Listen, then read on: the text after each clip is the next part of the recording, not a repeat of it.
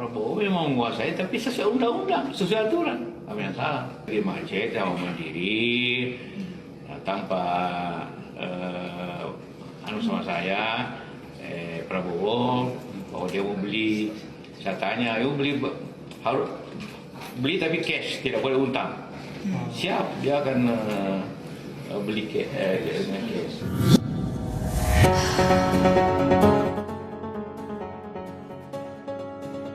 Usai debat Capres 2024 pada Minggu 7 Januari, pembahasan terkait tanah milik Prabowo Subianto seluas 340.000 hektar kembali mencuat. Yusuf Kalla, wakil presiden ke-10, ternyata pernah memberikan kesaksiannya mengenai kepemilikan lahan Prabowo tersebut. Hal ini disampaikannya saat ia menjabat sebagai Wapres Jokowi pada 2019 silam.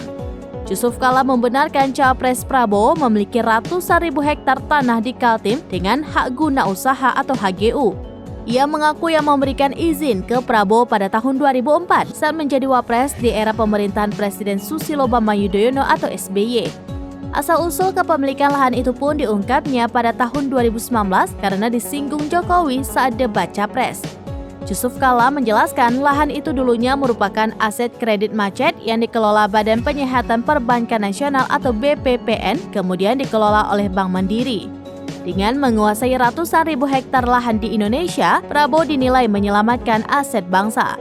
Pasalnya saat itu ada pengusaha Singapura yang hendak membeli HGU lahan tersebut. Namun pemerintah menginginkan agar lahan tersebut dikelola oleh warga negara Indonesia, sehingga Prabowo diprioritaskan memperoleh HGU-nya. Diungkapnya, uang yang digelontorkan Prabowo untuk memperoleh HGU waktu itu mencapai 150 juta dolar Amerika Serikat.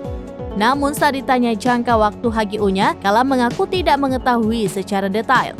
Ia menambahkan pemerintah memberikan HGU kepada Prabowo karena lahan tersebut akan digunakan untuk menghasilkan komoditas ekspor.